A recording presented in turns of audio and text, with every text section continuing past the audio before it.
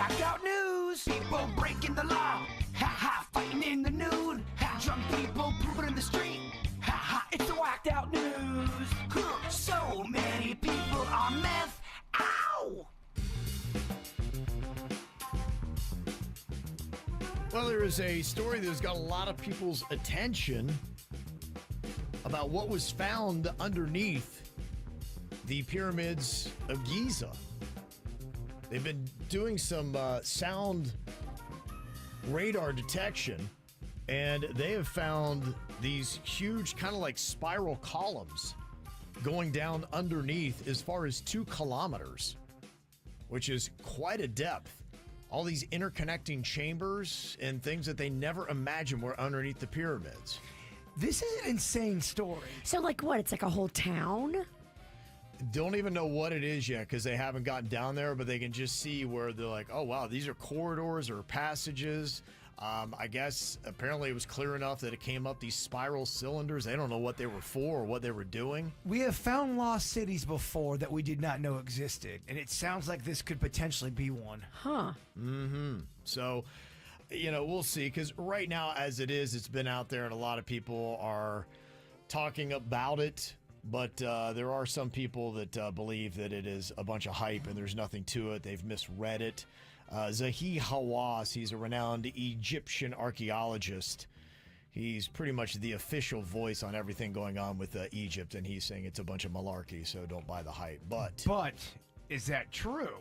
don't know. That's what they're still trying to figure out. So until they get down there and figure out exactly what they're seeing on this ground-penetrating sonar, there is a lot of mystery about what it is. And people who love thinking that maybe aliens had something to do with the building of the pyramids, this is a big win for them, and it has grabbed all their attention and fascination, Virginia. It's a big day, Virginia. Mm-hmm. Aliens built the pyramids? Is that real? Well, that's just a theory out there because they were. What do you think? Made with such precision. If this story is real, it would definitely lead into that theory.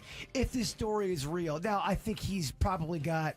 That's probably his life's work, and that he's probably been working on this for a very long time. And he might want to say, "Yeah, there's nothing going on here, nothing to see here," because he doesn't want someone coming out to get his shine. Yeah, he deals with the antiquities market and all that kind of stuff, and you're right. So, you can only imagine the interest that this would garner, and then they'd be worried about people trying to break into the tombs and all that. That's one of the biggest problems they've had since the tombs were, constructed thousands of years ago. There's just some things out there we thought we knew, and we were wrong, Virginia. But that's what I'm saying. It could be the biggest story of our lifetime, because if the pyramids were built by aliens and this finally gives us some kind of proof of a technology that did not exist at the time, then people be like, whoa, what is going on? Gosh, We would rethink everything. I just want to go to the urn, knowing proof. Yeah. I want it. Okay. Well, we'll see how far they It'll can work get through quick. this and excavate. Yep.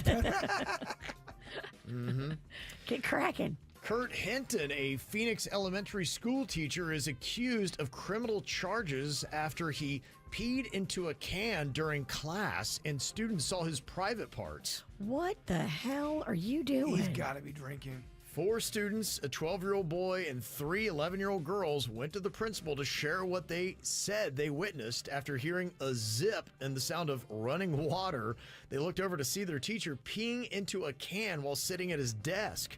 The student said that they saw his exposed penis before he adjusted his pants and belt. And then when the police got involved and talked to this teacher, he allegedly admitted that while in class, he peed in a can, but insisted he kept himself properly covered. When asked, why would you do this? He said he didn't know how to get in contact with another teacher to watch his class, so he reverted to what he did in the military when he couldn't leave a spot. He admitted multiple times that his actions were a poor use of judgment and that he made a mistake.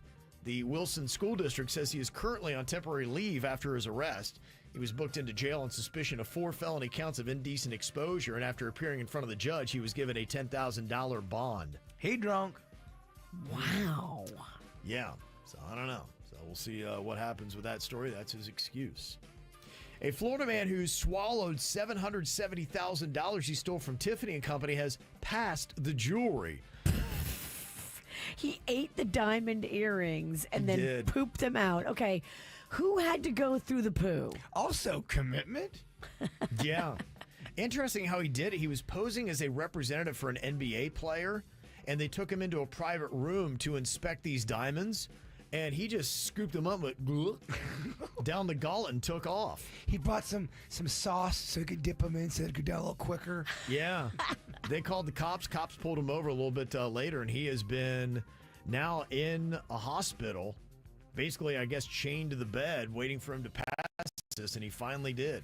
So would that give you a stomach ache, or is there a chance you could eat those and you'd be fine? You Might just be pass fine. them. Yeah, you have a chance. They showed a picture of the earrings. They got both of them out. Yep.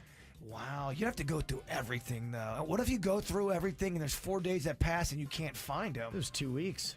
Yeah. Do you think that they're gone? No, they got him. They're definitely going to come out, but I mean, it took a lot longer than I thought it would. And who had to go through the poo? The rookie. Yeah.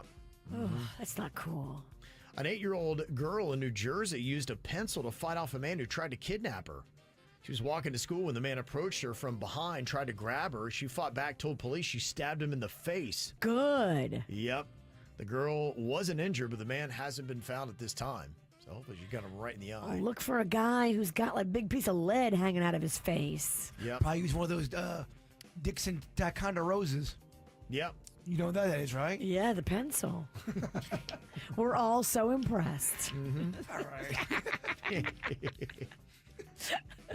They say 2 guys in Canada got caught with drugs after driving around with a fake license made of cardboard. That didn't pass for a license plate. You big dummy. Cardboard license plate.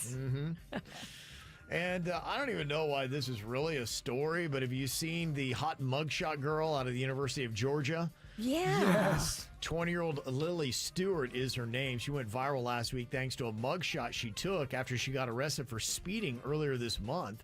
Cops threw her in jail after she got pulled over once and then again minutes later by the same cop for driving even faster. So she's got a new mugshot. She got arrested again yesterday. What? This time for loitering and obstructing an officer. They booked her at 5:26 a.m. So that girl must have been up late partying. Someone looking for a podcast. What is she doing? What was she obstructing? I don't know. That's the technical charge. But at 5:26 a.m., I'm imagining she was up somewhere drunk and wouldn't leave. She's all over TikTok. She wants a podcast. She's going to absolutely use this to make her more famous. Is she spicy? And it's going to work. Yeah, probably. Yeah, I mean, look what Haktua went far. Exactly. They're saying it's the hottest mugshot ever in the internet. That's what they're saying. In her picture of her second mugshot, she got crazy eyes. The second The one. second mugshot has crazy eyes. Yeah.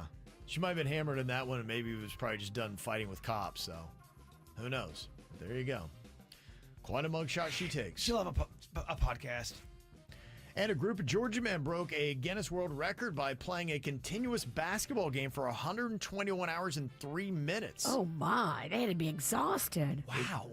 The men, members of the Atlanta-based nonprofit Opposing Sex Trafficking, or MOST, that's Men Opposing Sex Trafficking, they completed their game at 10 a.m. on Friday in Fairburn at the Landmark Christian School. 23 players ranging in age from 17 to 64. They had to stay inside the gym for the duration of the game, even while taking breaks. The final score, 13,096 to 12,972. That's amazing. That is pretty good. And here they are talking a bit about doing their little thing that they had done there, the feat that it had done. They said that it was a great time, and they were happy to go out there and fight sex trafficking, and it was all about supporting programs for survivors as well. Beautiful. It is a very beautiful thing, so that's why they did what they did. Here they are talking about it. We'll leave here today, but that issue will still be in society, so we're enthused that we get to be a part of addressing that at least at some level. Honestly, the most challenging part for me has been playing and then having to rest, which obviously you need the rest, and then getting back up from the rest because you're extremely sore and your muscles are cold. This is how we do. It's the KVJ Show.